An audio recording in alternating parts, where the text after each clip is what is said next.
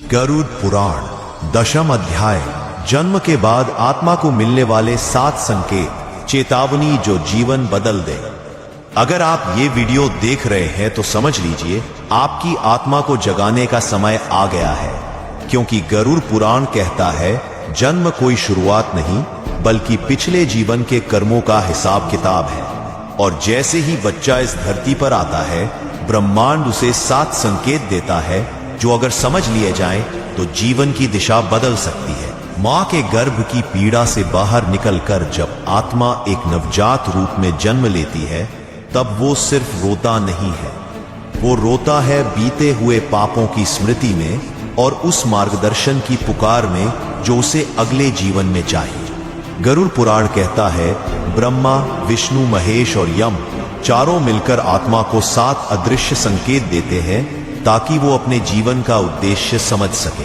पहला संकेत, जन्म के समय की चीख। ये चेतावनी है कि यह जीवन आसान नहीं होगा और पहले ही दिन से संघर्ष शुरू हो चुका है। दूसरा संकेत, मां का स्पर्श। ये करुणा है जो बताती है कि इस जीवन में प्रेम के बिना मुक्ति असंभव है। तीसरा संकेत, पहला अन्न। यह दर्शाता है कि संसार में तृष्णा और इच्छाएं तुम्हारा सबसे बड़ा भ्रम बनेंगी। चौथा संकेत, पहला शब्द। यह ब्रह्मांड की पहली प्रेरणा है जो तुम्हारी आत्मा की भाषा में बोलता है। पांचवा संकेत, पहला दुख। एक स्मरण है कि यह संसार माया है और हर सुख की उम्र सीमित है। छठा संकेत, पहला सवाल। जब बालक प्रश्न करना शुरू करता है, ब्रह्मांड उसे खोज की राह दिखाता है। सातवां और अंतिम संकेत, आत्मा की पहली तड़प। जब बच्चा बिना कारण रोता है, वो रोता है उस सच्चाई के लिए जिसे उसने जन्म से पहले अनुभव किया था।